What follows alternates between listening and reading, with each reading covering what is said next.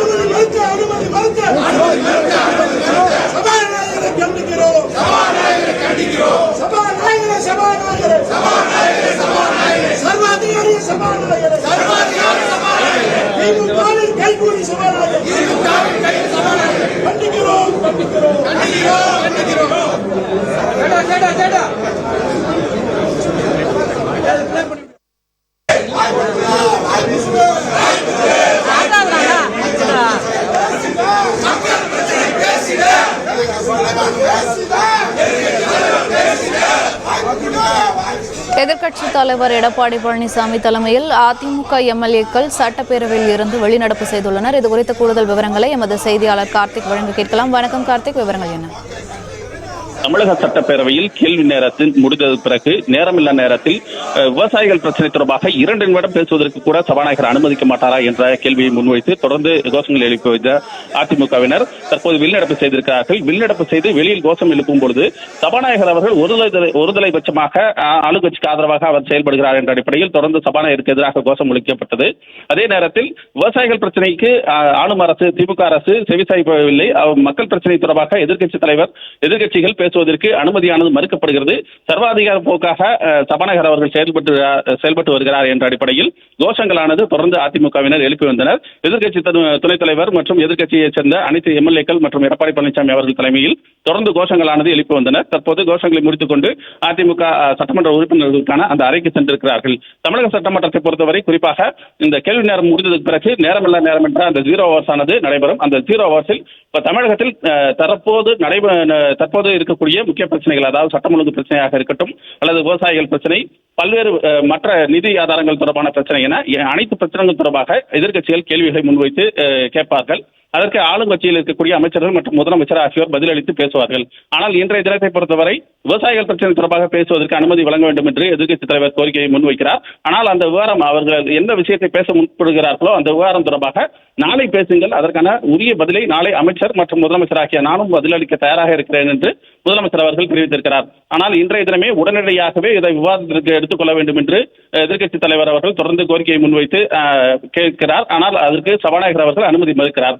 எந்த அடிப்படையில் மறுக்கிறார் என்றால், ஒரு விஷயம், அதாவது ஜீரோ வச்சனப்படக்கூடிய நேரமில்லா நேரத்தில் ஒரு உறுப்பினரோ அல்லது எதிர்க்கட்சி தலைவரோ பேசும் பொழுது முன்கூட்டியே, அதாவது அன்றைய தினம் சட்டப்பேரவை துவங்குவதற்கு அரை மணி நேரத்துக்கு முன்பாகவே சபாநாயகர் அறையில் அதற்கான மனுவானது கொடுக்கப்பட்டு அதற்கான அந்த முன்னனுமதியை பெற வேண்டும். முன்னனுமதி பெற்றுதான் பேரவையில் பேச வேண்டும் என்பது மரபாக இருக்கிறது.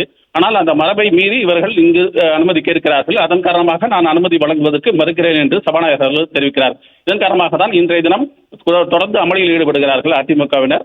அமளியில் ஈடுபடக்கூடியவர்கள் விவசாயிகள் பிரச்சனை தொடர்பாக பேசுவதற்கு ஒரு எதிர்க்கட்சிக்கு கூட அனுமதி வழங்குவது முறையான விஷயமா என்று சபாநாயகர் அவர்களை நோக்கி கேள்விகளை முன்வைத்து தொடர்ந்து அமளியில் ஈடுபடுகிறார்கள்.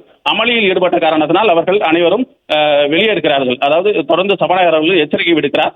தொடர்ந்து இதுபோன்ற அமளியில் ஈடுபட்டால் அவை நடவடிக்கையை பாதிக்கப்படும், அதனால் அமருங்கள் என்று சபாநாயகர் அவர்கள் எச்சரித்தாலும் தொடர்ந்து அமளியில் ஈடுபட்டு வருகிறார்கள். அதனையடுத்து அவர்கள் வெளிநடப்பு செய்து தங்களுடைய எதிர்ப்பை பதிவு செய்யும் விதமாக வெளிநடப்பு செய்திருக்கிறார்கள். வெளிநடப்பு செய்த பின்னர் பேரவை வளாகத்தில் கோஷம் எழுப்பும் பொழுது சபாநாயகர் அவர்களுக்கு எதிராகவும் அதே நேரத்தில் விவசாய பிரச்சனை தொடர்பாக பேசுவதற்கு அனுமதி மறுத்து இருக்கக்கூடிய அரசுக்கு எதிராகவும் அவர்கள் தொடர்ந்து கோஷங்களை முன்வைத்து தற்போது எதிர்க்கட்சி உறுப்பினர்களுடைய அழைப்பு சென்று அங்கு ஆலோசனையில் ஈடுபட்டு வருகிறார்கள்.